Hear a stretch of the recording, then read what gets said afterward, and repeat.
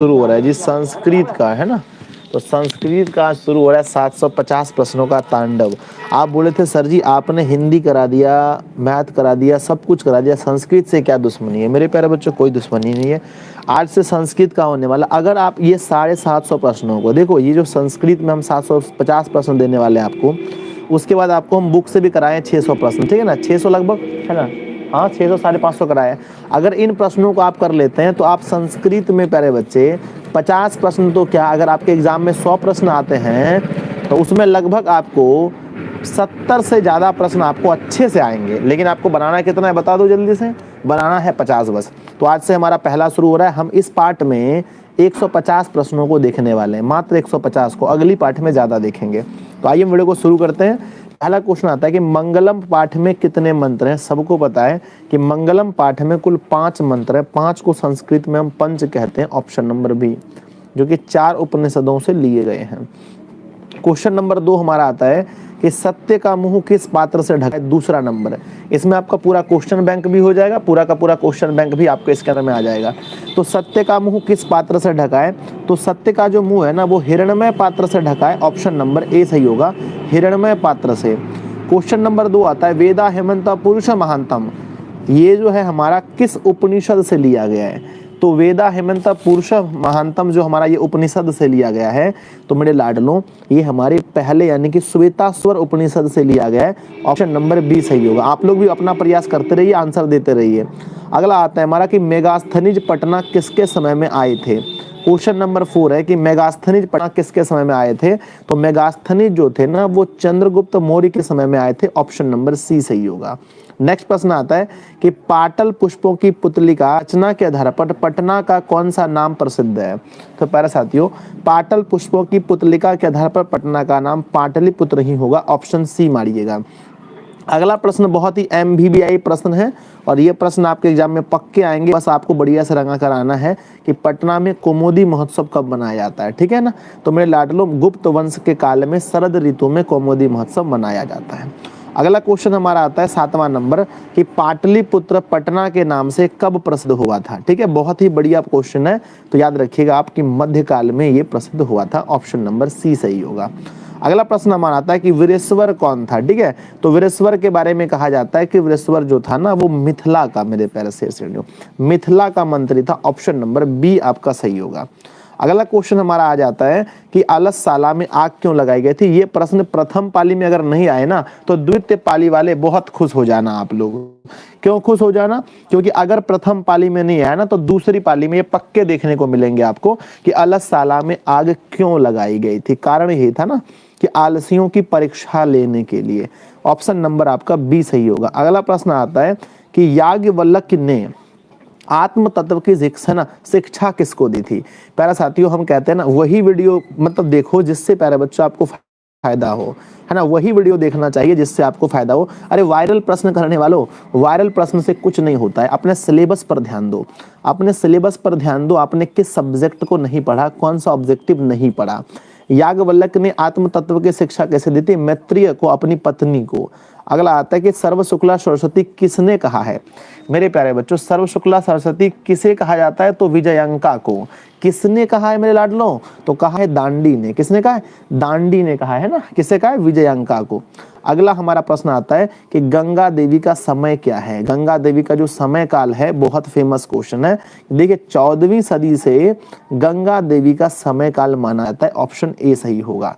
Next आता है आधुनिक काल की संस्कृत कवियत्री कौन है? मैं बार बार कहता हूं कि संस्कृत और हिंदी एक विषय है जिसमें 95 प्यारे बच्चों बढ़िया से लाया जा सकता है, बस ऑब्जेक्टिव पर थोड़ा सा फोकस कर लेना चाहिए। आधुनिक काल की संस्कृत कवियत्री जो है ना वो पंडिता क्षमा राव है, ऑप्शन नंबर डी सही होगा। अगला क्वेश्चन आता है कि किसके गीत देवता भी गाते हैं? Question number 14। ये रामबाण जो है ना, ये रामबाण आपको बहुत ज्यादा बेनिफिट करेंगे, आप देख लेना पेपर में, है ना। तो किसके गीत देवता भी गाते हैं ना? तो भारत के गीत देवता भी गाते हैं। नेक्स्ट है हमारा कि प्राचीन संस्कृति की पहचान किससे होती है? तो प्राचीन संस्कृतियों की जो पहचान होती है ना वो हमारे संस्कारों से होती है, ऑप्शन नंबर बी सही होगा। अगला प्रश्न है हमारा, सीमंतो नयनम किस प्रकार का संस्कार होता है मेरे लाडलो? तो सीमंतो नयनम जो होता है ना, ये जन्म पूर्व संस्कार होता है। ऑप्शन नंबर ए सही होगा। सीमंतो नयनम जन्म पूर्व 3 संस्कार होते हैं। अगला क्वेश्चन आता है कि प्राचीन काल में शिष्यों को क्या कहा जाता था? ठीक है, बढ़िया से देखना, बिल्कुल इज्जत से, ठीक है। प्राचीन काल में शिष्यों को क्या कहा जाता था? तो हम लोग इसे क्या कहते थे? शिष्य, है ना, शिष्यों को ब्रह्मचारी कहते थे प्यारे बच्चों प्राचीन काल में। अगला आता है कि नीति श्लोका पाठ किस ग्रंथ से लिया गया है? तो ये हमारे विदुर नीति से लिया गया है। ऑप्शन ए सही होगा। नेक्स्ट आता है हमारा कि स्वामी दयानंद के बचपन का नाम क्या था? एक एक प्रश्नों को देखेंगे पूरी अच्छी तरीके से, है ना। क्वेश्चन बोला गया स्वामी दयानंद के बचपन का नाम क्या था? मूल शंकर। ऑप्शन नंबर सी में दिया गया है। अगला प्रश्न आता है कि मंदाकिनी वर्णम पाठ के कवि कौन हैं? तो मंदाकिनी वर्णम पाठ के कवि जो रामायण के होंगे वही ना उत्तर होंगे मेरे लाडलो, तो वाल्मीकि। ऑप्शन सी होगा। अगला क्वेश्चन आता है व्याघ्रपथिक कथा पाठ के रचयिता कौन है? Option question number 21। बीच में कमेंट करके माहौल खराब ना करें बच्चों, बाद में कमेंट करें, हम सुनेंगे। अभी केवल वही कमेंट करें जो सही है। व्याघ्रपथिक कथा के लेखक नारायण। अगला आता है कर्णस्य दानवीरता पाठ। कर्णस्य दानवीरता पाठ किस ग्रंथ से संकलित है? नहीं, वहां नहीं चलता है, अब इंटरनेट कट गया है ना। तो कर्णस्य दानवीरता पाठ है ना, जो वो किस ग्रंथ से लिया गया है? तो ये कर्णभार से लिया गया। ऑप्शन ए सही होगा। नेक्स्ट है हमारा कि न्याय दर्शन के प्रवर्तक कौन है? तो महर्षि गौतम जो है ना, वो न्याय दर्शन के प्रवर्तक हैं। अगला प्रश्न आता है कि आर्यभट्टियम किसकी रचना है? तो आर्यभट्टियम मेरे लाडलों, आर्यभट्टियम जो है ना वो आर्यभट्ट की रचना है। ऑप्शन डी चूज करके आइएगा। अगला प्रश्न एकदम एमवीबीआई प्रश्न है मेरे बच्चों कि निर्मलम का संधि विच्छेद क्या होता है? तो निर्मलम का निहि जोर मलम है ना, बराबर होता है निर्मलम। अगला आता है पूषण जोर आवरणु का संधि विच्छेद क्या होता है? तो मेरे लाडलो, यहाँ पर अगर पंचमी के साथ में अ जुटाना तो ये पंचमी पंचमी हो जाता है, तो यहाँ पर हमारा पूषण, है ना, पूषण पावरणु हो जाएगा। अगला आता है हमारा जंतो निहितो का संधि विच्छेद क्या होगा? तो जंतः जोर निहितो होगा तो विसर्ग हो जाएगा यहाँ पर। नहीं मेरे बच्चों, जंतो निहितो में विसर्ग नहीं होगा, है ना, पूर्व रूप संधि होगा ना, है ना। जंतो निहितो में मेरे लाडलो विसर्ग, सॉरी सही था मेरा, है ना, जंतो निहितो में विसर्ग ही होगा। Option C. अगला आता है अर्थाभावे का विग्रह क्या होगा? अर्थाभावे मतलब होता है अर्थ का भाव। अर्थ का भाव होता है मेरे लाडलो यानी अर्थस्य अभावे। ऑप्शन नंबर आपका ए सही हो जाएगा। अगला प्रश्न हमारा आता है कि धर्मः च अर्थः, जो है ना, धर्मः च अर्थः च कामः का समस्त पद क्या होगा? तो ये 2018 का क्वेश्चन पूछा गया मेरे लाडलो, धर्मार्थ कामः। ऑप्शन नंबर बी सही होगा।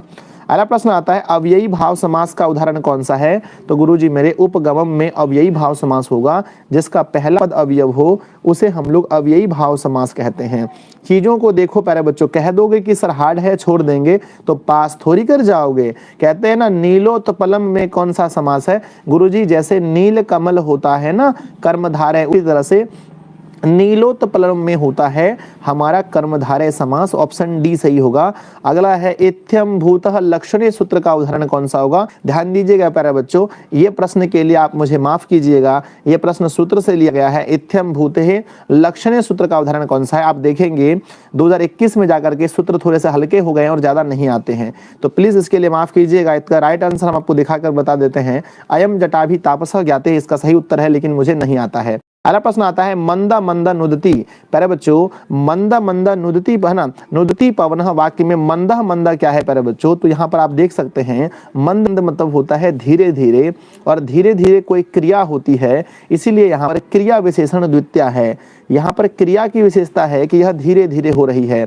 अगला आता है पिता आहन, पिता आपनम गतः, वाक्य में रिक्त स्थानों को भरें, तो यहाँ पर हो जाएगा रुदती बालके पिता आपगतः, मतलब रोता हुआ बालक पिता के पास गया। अगला आता है दान के अर्थ में प्यारे बच्चों मैं कई बार बता चुका हूं, कर्ता ने कर्म को करण से संप्रदान को के लिए दान हमेशा संप्रदान कारक में होता है, और संप्रदान कारक का चौथा रूप है यानी चतुर्थी मेरे प्यारे बच्चों। नेक्स्ट आता है किस शब्द में परा उपसर्ग है? तो पराकाष्ठा में परा उपसर्ग होता है। अगला प्रश्न आता है निवेदनम शब्द में कौन सा उपसर्ग है? तो मिला लो निवेदनम शब्द में नी उपसर्ग होगा। ऑप्शन नंबर आपका डी सही है। 38 नंबर को आप देख सकते हैं। अगला प्रश्न हमारा आता है कि पा धातु का लोट लकार मध्यम पुरुष में एक वचन क्या होगा। लोट लकार में प्यारे बच्चों मध्यम पुरुष में एक वचन होगा पिब। क्या होगा बच्चों? पिब। ऑप्शन नंबर सी सही प्रश्न सभी है ना, लगभग मेरे प्यारे बच्चों 95% मैंने है ना 99% मैंने कोशिश किया है सही उत्तर बताने का। मैं ढूंढ के प्यारे बच्चों दृक्षति जो होता है इसमें दृश्य धातु होता है। ऑप्शन नंबर आपका दृश्य धातु दृक्षति है और दृक्ष बैठता है लिट लकार में, तो मैं लाडलो लिट लकार होगा ऑप्शन नंबर डी में। अगला हमारा प्रश्न आता है कि गच्छ किस धातु का रूप है। तो गच्छ जो होता है वो धातु का रूप होता है, ऑप्शन नंबर ए होगा। अगला प्रश्न है हमारा लताए में, याद रखिएगा कभी गलती मत कीजिएगा मेरे लाडलों, क्योंकि मैंने 100% व्याकरण से इसका आंसर ढूंढा है कि लताए प्यारे बच्चों चतुर्थी विभक्ति का रूप होता है, ऑप्शन नंबर बी सही होगा। वेरी गुड, बहुत बढ़िया। प्रयास जारी रखिए, हमेशा मेरे लाडलों प्रयास जारी रखिए, सफलता जरूर मिलेगी। और आपको बढ़िया से इन चीज़ों को देख लेना है। लताए में चतुर्थी विभक्ति, मैंने मिस्टेक से तृतीया बताया तो प्यारे बच्चों बड़ा वाला सॉरी, लेकिन आज मैं सही बता देता हूँ, चतुर्थी करना है आपको। अगला आता है कि पिता, पिता किस शब्द का रूप होता है। तो पिता पितृ शब्द का रूप होता है, ऑप्शन नंबर बी सही होगा। अगला प्रश्न हमारा साधु शब्द के सप्तमी एक वचन का रूप कौन सा होता है। तो साधु शब्द का मेरे लाडलो सप्तमी एक वचन में 100% सही आंसर है कि साधो होता है, ऑप्शन नंबर आपका सी सही होगा, साधो होता है। आप 100% इसको याद कर लेंगे। पटु जोड़ तल से कौन सा शब्द बनेगा। तो पटु और जोड़ तल से पटुता बनेगा, ऑप्शन नंबर आपका ए सही होगा, पटुता, ऑप्शन नंबर ए। समय जाया ना करें, बस पढ़ाई पर ध्यान दे। लघु तरम में प्यारे बच्चों कौन सा शब्द बनेगा। 100% व्याकरण से आंसर ढूंढा गया है कि लघु तरम में प्यारे बच्चों तमप है ना, तरप प्रत्यय होता है, ऑप्शन नंबर बी, तरप प्रत्यय होता है, ऑप्शन नंबर बी सही होगा, है ना। आगे बढ़ते हैं अगले प्रश्न में। प्रश्न आता है आगत्य में शब्द में कौन सा प्रत्यय है। तरप होगा। आगत्य में मेरे लाडलो कौन सा प्रत्यय होता है। तो आगत्य में लेत प्रत्यय होता है, लेत है ना, लेप प्रत्यय होगा ना, 47 का 47 लेप प्रत्यय होगा। अगला प्रश्न आता है मेरे बच्चों भूज और क्षत्रि, भूज और क्षत्रि से भवत होता है, क्योंकि क्षत्रि प्रत्यय अगर आपने पढ़ा होगा, क्षत्रि मैंने पढ़ाया था बच्चों, क्षत्रि प्रत्यय में तो हलंत शेष रहता है, क्षत्रि प्रत्यय में तो हलंत शेष रहता है। राजन जोर गीप से कौन सा शब्द बनेगा। तो गीप एक स्त्रीलिंग शब्द बनाता है, तो राग्य होगा। आप टेंशन मत लीजिए, इसमें बुक के क्वेश्चंस लगभग प्यारे बच्चों 45 से ज्यादा रहते हैं, आप टेंशन ना लीजिए, बुक से क्वेश्चन 45 रहेंगे। अब आगे देखेंगे खाली बुक के क्वेश्चन है। नेक्स्ट आता है कि मूर्खा में कौन सा स्त्री प्रत्यय है। तो मूर्खा में मेरे बच्चे टाप स्त्री प्रत्यय होता है, टॉ में आकर पौहलन टाप, तो ऑप्शन नंबर आपका सी होगा। अगला प्रश्न आता है कि मंगलम पाठ कहाँ से संकलित हैं। तो मंगलम पाठ जो है हमारे उपनिषदों से लिए गए हैं, ऑप्शन सी। नेक्स्ट प्रश्न हमारा आता है कि अरुणयान महतो महिनयान प्यारे बच्चों, अरुणयान जो है ये हमारे कंठोपनिषद से लिया गया है। अरुणयान प्यारे बच्चों मैंने बोला था सारे मंत्र को याद कर लेना, अरुणयान जो है ना वो कंठोपनिषद से लिया गया है। नदियां नाम और रूप छोड़कर कहाँ मिलती है। तो नदियां अपना नाम और रूप को छोड़ करके समुद्र में मिल जाती है, ऑप्शन ए सही होगा। आता है महान से भी महान क्या है। 100% ये प्रश्न आपके एग्जाम में आ चुका है प्यारे बच्चों, आप बस ऐसा मान करके इसको पढ़िए और 100% आपका उत्तर सही होगा। महान से भी महान क्या है, हमारी आत्मा है। नेक्स्ट आता है कि होती है प्यारे बच्चों, असत्य की विजय जीवन में कभी नहीं होती। अलपना आता है कि पटना का इतिहास कितना वर्ष पुराना है। तो लल्लू राम वाला प्रश्न है, आप सबको पता है 2500 वर्ष। कूटनीतम प्यारे बच्चों, कूटनीतम के है ना काव्य के कवि कौन है। तो प्यारे बच्चों दामोदर गुप्त जो है कूटनीतम के रचना है ना, और राजशेखर जो है काव्य मीमांसा के राजशेखर हैं, और दामोदर गुप्त प्यारे बच्चों कूटनीतम के हैं। यूनान का राजदूत कौन था। 100% प्यारे बच्चों ये प्रश्न अगर प्रथम पाली में नहीं आए तो द्वितीय पाली में पक्के पूछे जाएंगे कि यूनान का राजदूत कौन था। तो यूनान का राजदूत मेगास्थनीज था, है ना, ऑप्शन नंबर सी सही होगा। अगला प्रश्न आता है कि राजशेखर ने क्या लिखा है। तो काव्य मीमांसा मैंने बताया था बच्चों ट्रिक की, मांस जो लिखा है मांस, तो मांस खाता है बच्चों राजा मांस खाता है, मतलब कि काव्य मीमांसा के लेखक राजा मतलब राजशेखर हो जाएंगे काव्य मीमांसा के। अगला प्रश्न हमारा आता है कि कौमुदी महोत्सव किस बात में मनाया जाता था। प्यारे बच्चों यहाँ पर गलत है, किस ऋतु में मनाया जाता था ये होता है बच्चों। तो का है ना कौमुदी महोत्सव हमेशा याद रखिएगा शरद ऋतु में, और ये MVVI प्रश्न है, आप इसे बढ़िया से कर लीजिएगा। अगला आता है कि पटना नगर की पालिका देवी कौन थी। तो मेरे बच्चे Patan Devi, option number next हमारा अलस कथा के रचयिता कौन है? अलस कथा के रचयिता मेरे प्यारे बच्चों, आलसियों को विद्या नहीं होती। हमने ट्रिक पढ़ा था कि आलसियों को विद्या नहीं होती मतलब विद्यापति इसके आंसर होंगे। अगला प्रश्न आता है कि अलसशाला में आग लगने पर भी कौन नहीं भागे? तो 4 आलसी प्यारे बच्चों, माफ कीजिएगा, कितने लोग नहीं भागे थे? तो याद रखिएगा 4 लोग नहीं भागे थे, ऑप्शन सी। अगला प्रश्न हमारा आता है संसार में बच्चों का सच्चा रक्षक कौन होता है? MBBI प्रश्न है, उसकी माता होती है, ऑप्शन ए। अगला आता है ऋग्वेद में कितनी मंत्रदेशीय ऋषिकाओं का वर्णन है? तो ऋग्वेद में मेरे प्यारे बच्चों, ऋग्वेद में 5 है ना, नहीं अर्थवेद में 5, ऋग्वेद में प्यारे बच्चों 24 ना, ऋग्वेद में 24 महिलाओं का वर्णन है। 24 को संस्कृत में हम लोग कहते हैं चतुर्विंशति, चतुर्विंशति कहते हैं। ऋग्वेद में 24, अर्थवेद में 5, लौकिक संस्कृत में 40, लौकिक संस्कृत में 40। अगला आता है मेरे बच्चे कि याज्ञवल्क्य की पत्नी कौन थी? MBBI प्रश्न है, बढ़िया से आप कर लेना। याज्ञवल्क्य की पत्नी का नाम मैत्रेय था, ऑप्शन नंबर ए होगा।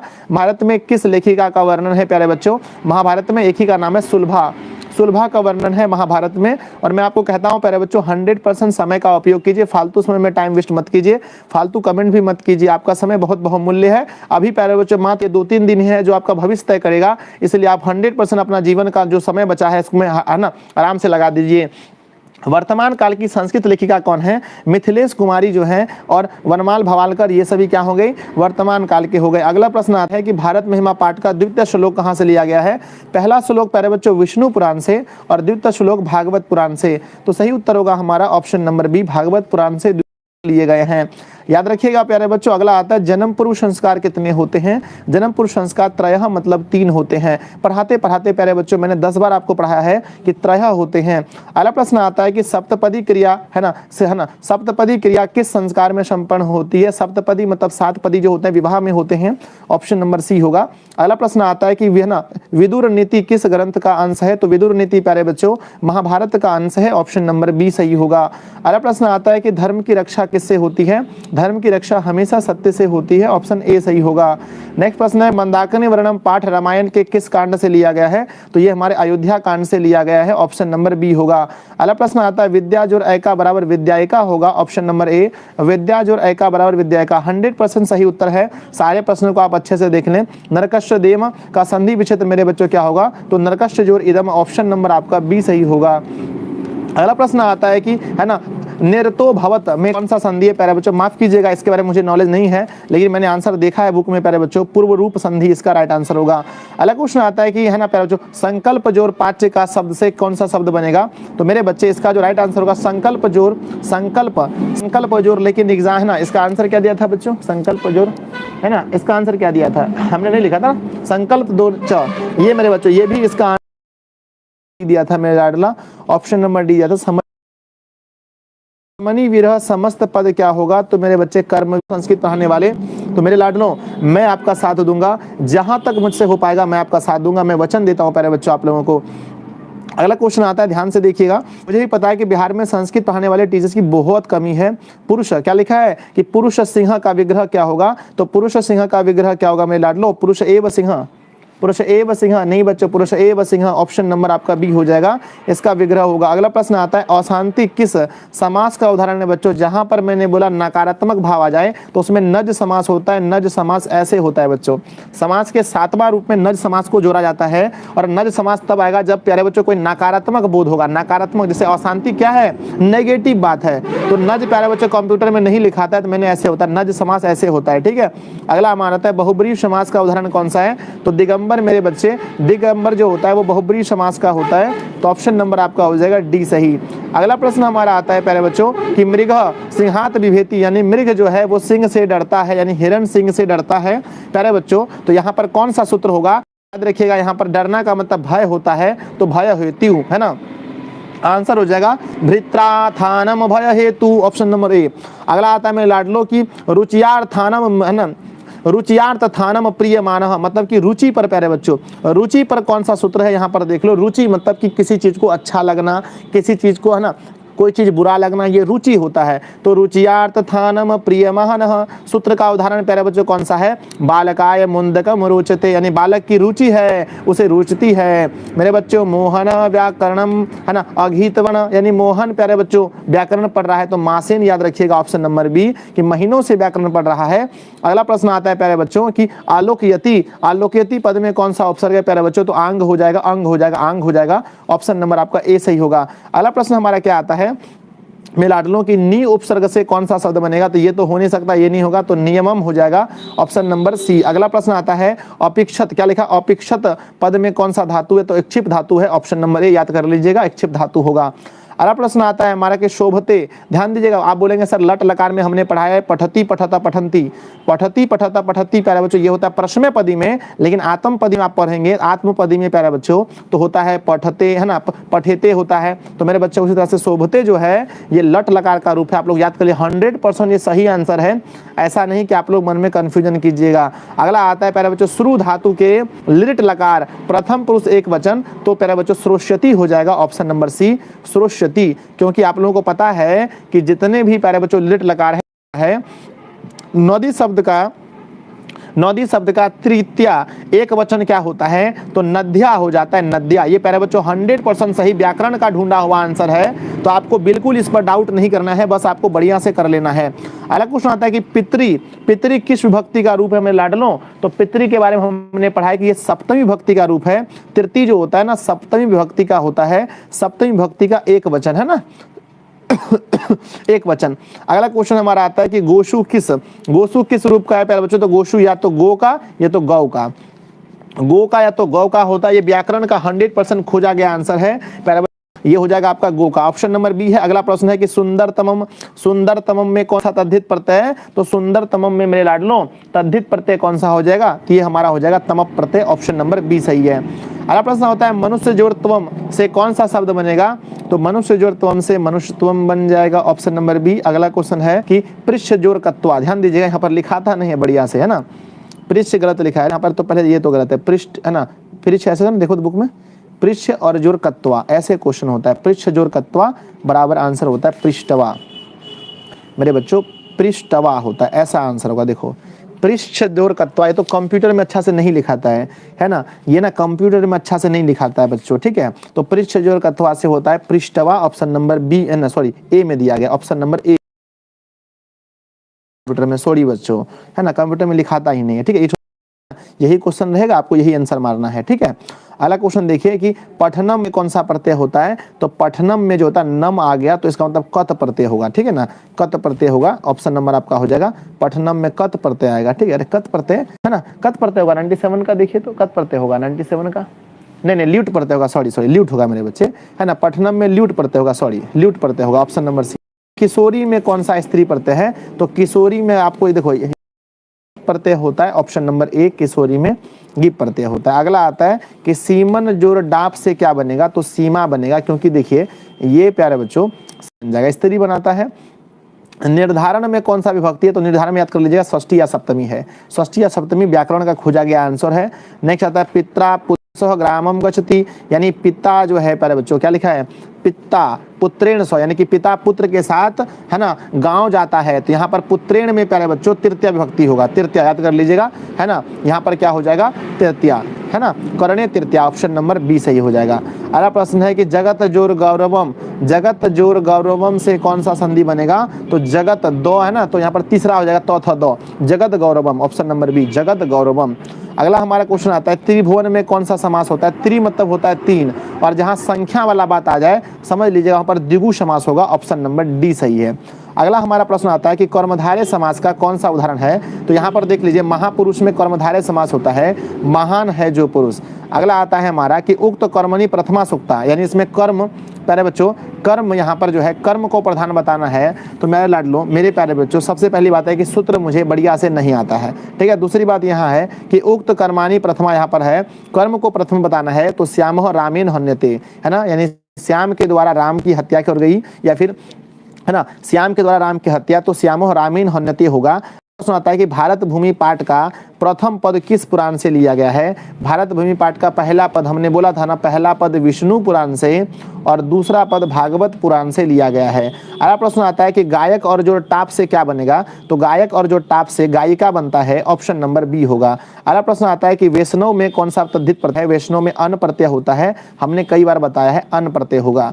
अगला क्वेश्चन आता है कर्णों से दानवीरता पाठ के कवि कौन है? तो महर्षि भास हो जाएंगे, ऑप्शन नंबर ए सही हो जाएंगे। अगला प्रश्न हमारा आता है मंदाकिनी वर्णम पाठ किस ग्रंथ से लिया गया है? तो ये रामायण से लिया गया है, ऑप्शन नंबर ए सही होगा।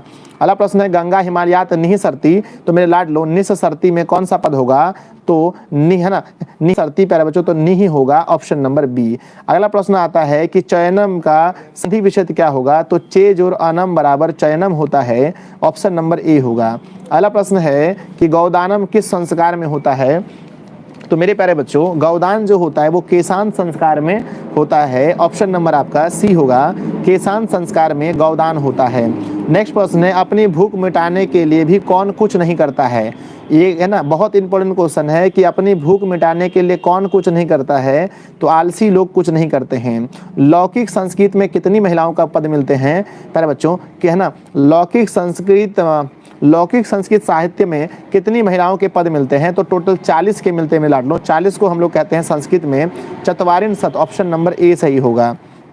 अगला हमारा है कि अनु उपसर्ग से कौन सा शब्द नहीं बनेगा? अनुवाद बनेगा, अनुवय बनेगा, अनुभवम बनेगा, अनिसन नहीं बनेगा, ऑप्शन नंबर बी नहीं बनेगा। अगला प्रश्न हमारा आता है कि कन्यादान किस संस्कार में होता है? तो कन्यादान अगर आप देखेंगे तो सबको पता है कन्यादान विवाह में होता है, ऑप्शन नंबर डी। अगला प्रश्न है कि नीति श्लोका पाठ किस ग्रंथ से लिया गया है? तो ये विदुर नीति से लिया गया है, ऑप्शन नंबर बी होगा। अगला है नर्तकी में कौन सा प्रत्यय है मेरे बच्चों? तो गी है ना, गीप होगा ना, ऑप्शन नंबर ए हो जाएगा, गीप प्रत्यय होता है, ऑप्शन नंबर ए। अगला आता है स्वामी दयानंद का जन्म कब हुआ था? 1824 ईस्वी, याद होगा आप लोगों को। रिवीजन का मतलब प्यारे बच्चों रिवीजन होता है, बस आपको रिवीजन करना है, बस इतना दिल में रखना है कि गुरुजी मुझे रिवीजन करना है, ठीक है, मुझे क्या करना है? रिवीजन करना है। तो स्वामी दयानंद का जन्म कब हुआ था? 1824 ईस्वी में। अगला क्वेश्चन हमारा आता है कि काव्य मीमांसा के लेखक, मैंने क्या बोला था? मांसा प्यारे बच्चों। तो मांस कौन खाता है जल्दी बताओ? तो मेरे लाडलो मांस कौन खाता है जल्दी बता दो? तो सर मांस खाने वाले कौन थे? मांस खाने वाले थे राजशेखर, राजा लोग खाते हैं। अगला आता है कृतम प्यारे बच्चों, कृतम में कौन सा प्रत्यय बनेगा? तो इसमें कत प्रत्यय होगा ना, क्या होगा कृतम में? देखिए है ना, कृतम में मेरे लाडलो कत प्रत्यय हो जाएगा, ऑप्शन ए सही है। अगला प्रश्न हमारा आता है मंगलम पाठ का प्रथम मंत्र किस उपनिषद से लिया गया? तो पहला मंत्र मेरे लाडलो मैंने बोला था ना, पहला मंत्र अगर पूछा जाए किस उपनिषद से लिया गया? तो श्वेताश्वर उपनिषद से, ईशावास्य, माफ करना मेरे बच्चों, मंगलम पाठ का पहला मंत्र जो है ना वो ईशावास्य उपनिषद से लिया गया है, ऑप्शन नंबर सी सही होगा।